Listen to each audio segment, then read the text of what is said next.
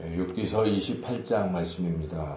이 욥기서 28장은 이 욥기를 지은 저자가 하는 말로 이렇게 봅니다. 욥기의 저자는 누군지는 이제 알 수가 없는데요.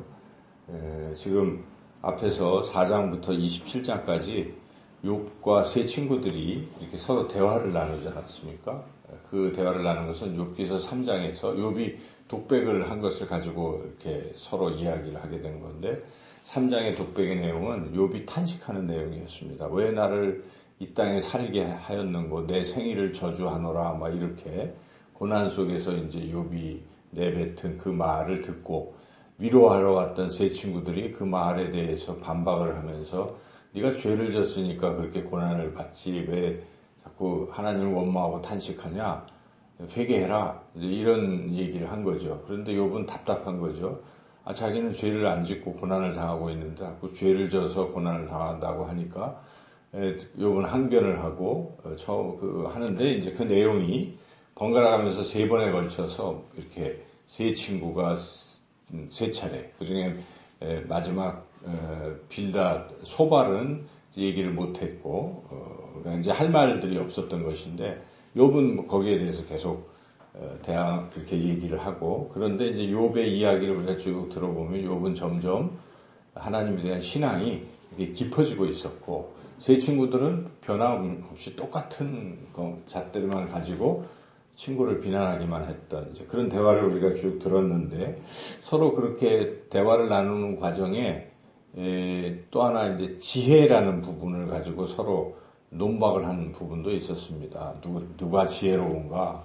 엘리바스가 자기 나이가 많고 경험이 많기 때문에 내가 더 지혜롭다. 이런 식으로 서로 지혜의 부분을 이야기한 부분도 있었는데, 이제 이 욥기 이것이 다 끝나고 이 부분에 대해서 저자가 지혜가 무엇이냐, 지혜에 대해서 이제 가르쳐 주고, 그래서 28장은 지금 지혜에 대한 이야기입니다. 이 지혜라는 것은 굉장히 중요한 주제이죠. 우리가 어제도 성경 공부를 했지만은 시편, 다윗이 썼던 많은 부분이 시편이 있고, 그 다음에 잠언, 전도서, 아가, 이 부분은 솔로몬이 있었고요. 욥기는 이건 또 이제 저자가 미상인데, 여하튼 이게 욥기, 욥시, 잠, 전, 다섯 권을 우리가 지혜서라고 얘기도 해요. 성문서, 지혜서. 그래서 그 주제는 지혜가 무엇이냐를 다루는 그러한 성경책들이죠. 그래서 지혜가 무엇이냐 계속 다루고 있는데, 이 욥기서도 지혜서의 부분이라고 할 수 있는 것이 지금 28장의 저자가 지혜가 무엇인지를 이야기하고 있는 것이죠. 28장을 좀 더 자세히 들여다보면 28장의 이제 1절부터 11절까지는 이 사람들이 채광하는 사람들이 금을 찾잖아요. 그래서 금을 찾기 위해서 막 뚫고 땅을 파고 동굴을 파고 해서 금을 막 찾아낸다. 지금 그 얘기를 쭉 하고 있습니다. 그래서 3절에 보면 사람은 어둠을 뚫고 모든 것을 끝까지 탐지하여 광석도 탐지하되, 그렇게 계속 그 과정들을 쭉 이야기를 하죠.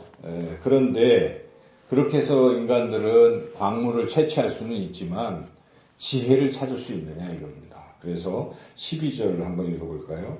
그러나 지혜는 어디서 얻으며 명철이 있는 곳은 어디인고, 인간이 광물은 탐지할 수 있을지라도 하나님이 주시는 지혜는 얻어내기가 어렵다. 인간은 지혜를 알 수가 없다 하면서 이제 그 얘기를 하면서, 이 사람의 광물을 금이나 은이나 이런 거 굉장히 사람들은 중요하게 여기는데 그것보다도 지혜는 훨씬 더 중요한 것이다 라는 것이죠. 그래서 비교할 수도 없다. 그렇게 지혜에 대해서 18절 읽어볼까요? 진주와 벽옥으로도 비길 수 없나니 지혜의 값은 산호보다 귀하구나 하면서, 이 지혜는 이런 금보다 훨씬 귀한 것이다 이렇게 쭉 하면서, 이 지혜를 사람은 찾을 수가 없는데 어떻게 하면 우리가 지혜를 얻을 수 있을까라고 이제 이 욥기의 저자는 23절부터 그 길을 제시를 하고 있습니다. 그것은 하나님이시죠. 하나님으로부터 우리가 지혜를 얻는다는 것입니다. 23절 읽어보겠습니다. 하나님이 그 길을 아시며 있는 곳을 아시나니. 그래서 하나님은 우주 만물을 만드시고 다스리시고 모든 법칙을 정하신 하나님이시기 때문에 지혜도 하나님에게서 우리가 얻을 수 있다 하는 것입니다. 하나님이 지혜를 주신다는 것입니다. 인간은 스스로 찾을 수도 없고 가질 수도 없는 것이지만 하나님은 그 지혜를 주신다는 것이죠. 그래서 하나님을 잘 의지하고 하나님을 경외하고 살아가면 지혜가 주어진다. 그 얘기를 하는 것입니다. 그래서 28절 같이 한번 읽어보겠습니다. 또 사람에게 말씀하셨도다. 보라, 주를 경외함이 지혜요 악을 떠남이 명철이니라. 주를 경외함이 지혜다. 이 말씀이 나오잖아요. 그래서 똑같이 우리가 잠언의 시작 부분에 1장 7절에 보면 여호와를 경외하는 것이 지식의 근본이다 이렇게 말씀하고 있습니다. 시편도 이 하나님을 경외하는 것이 지혜라고 그렇게 말씀하고 있습니다. 그래서 결론인 것입니다. 우리가 하나님을 의지하고 하나님을 믿고 살아가는 사람은 세상 사람들과 다릅니다. 하나님의 지혜를 주신다는 것입니다. 구체적으로 예수님은 지혜이십니다. 말씀이 곧 지혜이고, 그래서 예수님이 지혜의 또 그 지혜이신데 성령께서 우리의 깊은 속도 다 통달하시는 모든 지혜를 가지신 성령께서 우리에게 지혜를 주시는 거예요. 그래서 고린도전서 12장에서 바울은 지혜를 은사로 또 표현하면서 지식의 은사, 지혜의 은사 이렇게 표현합니다. 그래서 결국 성경은 지혜는 하나님에게 주시는 것이에요. 야고보 기자는 너희가 하나님께 지혜를 구하면 하나님께서는 그냥 그 지혜를 당연히 주신다라고 야고보서 1장 5절에서 말씀을 하고 있는데요. 야고보서 1장 5절을 제가 한번 읽어보겠습니다. 야고보서 1장 5절. 너희 중에 누구든지 지혜가 부족하거든 모든 사람에게 후히 주시고 꾸짖지 아니하시는 하나님께 구하라 그리하면 주시리라. 그래서 우리가 지혜는 하나님이 주시는 것이고 우리가 기도하면 하나님이 지혜를 주시는 것이죠. 이 지혜가 도대체 무엇인가? 지혜는요, 우리가 지혜로운 그 말하는 거예요. 그래서 사람이 지혜로운 사람은 인생을 참 잘 사는 것입니다. 우리는 늘 궁금하지 않습니까? 어떻게 살아야 될까? 내가 내 인생을 어떻게 살아야 될까? 지혜롭게 살아야 돼요. 어리석게 살면 안 됩니다. 그 방법, 인생을 바르게 살 수 있는 방법을 하나님 우리에게 알려주시는 것입니다. 그래서 여러분 성령님이 우리에게 말씀하실 때 성령님의 인도하심을 따라 우리가 살아가면 그게 잘 사는 것입니다. 나중에 하나님 앞에 갈 수도 있고요. 또 하나님 앞에 갔을 때도 너 참 잘 살았다. 칭찬하시잖아요. 근데 어리석은 사람은 엉뚱하게 사는 거예요. 열심히 살았으나 어리석으면 아무것도 하나님 앞에 드릴 것이 없습니다. 우리가 세상에서 출세하고 돈 많이 벌고 뭐 했다고 치더라도 그게 하나님 앞에 갔을 때는 별 가치가 없습니다. 그러나 성령께서 날마다 우리에게 말씀하시는 대로 우리가 따라가는 삶은 참으로 하나님 앞에 갔을 때 인정받고 가치 있는 삶이 되는 것이죠. 그래서 우리는 하나님과의 긴밀한 관계를 맺으며 살아가는 것입니다. 그것이 하나님을 경외하는 삶이라고 표현하는 것이죠.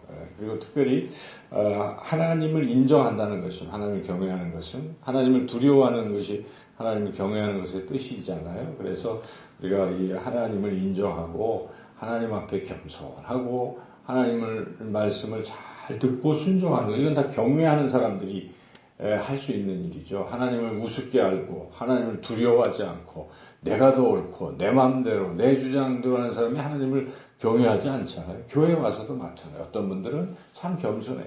항상 하나님 말씀하시는 것에 겸손하게 두려워할 줄 알고 벌써 듣고 하나님의 방법대로 살아가는 것, 그게 중요한 것입니다. 많은 일을 교회에서 봉사한다? 그것도 하나님의 두려움이 빠진 그 봉사는 자기 만족입니다. 자기 자랑에 불과한, 아무 하나님이 그런 건 가치 있게 여기지 않습니다. 하나님 두려워하고 어떤 것이든 작은 일이든 큰 일이든 하나님을 두려워하고 하나님의 음성을 듣고 하나님이 말씀하시는 것에 온전히 순종하고 사는 그 결과들을 하나님 인정하시는 것입니다. 이것이 지혜입니다. 그래서 하나님을 경외함이 지혜의 근본이고 그것이 지혜라고 그렇게 이 욥기서 저자가 오늘 28장 28절에서 결론적으로 말씀하고 주를 경외함이 지혜다. 그래서 우리가 하나님을 경외하고 살아야 되고 또 하나 추가적으로 여기서 말씀하시는 것은 악을 떠나는 것이 명철과 지혜는 같이 연결된 것이죠. 그래서 항상 우리는 악한 것에서 떠나야 돼요. 시편 1편도 지혜로운 사람, 이렇게 시냇가에 심은 나무같이 풍성하고 형통하게 사는 지혜로운 사람은 어떤 사람입니까? 악에서 떠난 사람을 말하지 않습니까? 오만한 자의 자리에 앉지 않고 죄인의 길에 서지 아니하고 그 악에서 떠난 사람이 지혜로운 사람입니다. 악에서 떠나서 하나님 안에 거하는, 말씀 안에 거하는 사람, 주야로 말씀을 묵상하는 사람은 시냇가에 나무같이 심은 나무같이 잎이 청청하고 잎사귀가 마르지 아니하는 그러한 형통한 삶을 살 수 있다는 것이죠. 근데 사실은 욥이 지혜로운 사람이었어요. 욥이. 그래서 우리가 1장 1절 한번 읽어볼까요? 욥기서 1장 1절 같이 읽어보겠습니다. 우스 땅에 욥이라 불리는 사람이 있었는데 그 사람은 온전하고 정직하여 하나님을 경외하며 악에서 떠난 자더라. 그렇잖아요. 하나님을 경외하며 악에서 떠난 자. 지금 하나님을 경외하는 것이 지혜이고 또 악에서 떠나는 것이 명철이라고 지금 28장 28절에서 결론적으로 말하는데 바로 욥이 그런 사람이죠.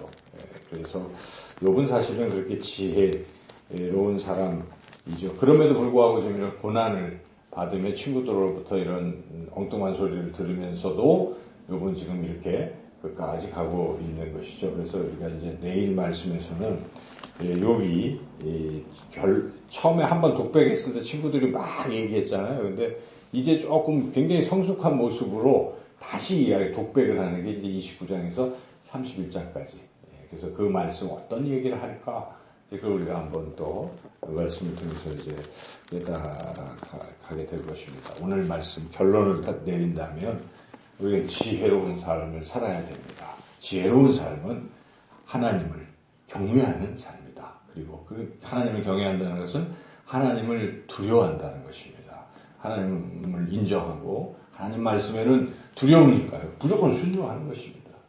그런 겸손하고 하나님을 이렇게 경외하는 그런 삶. 그리고 악을 하나님은 너무 싫어하십니다. 하나님은 선하신 좋으신 분이지 악한 것과는 하나님이 아니잖아요. 그러니까 우리는 악한 것은 그림자도 밟지 말고 악한 일을 도모하는 사람과 이야기도 섞지 마십시오. 그 사람들과 얘기해봤자 그 악인의 꾀를 쫓는 것은 좋지 않은 것이죠. 그래서 우리는 악은 멀리하고 하나님을 가까이 하고 하나님을 두려워하고 하나님 말씀에 순종하면서 우리 남은 인생을 하루하루 살아가신다면 그것이 지혜로운 삶이요. 나 하나님 앞에 인정받는 삶이요. 이 땅에서도 형통하게 사는 그런 비결인 줄로 믿습니다.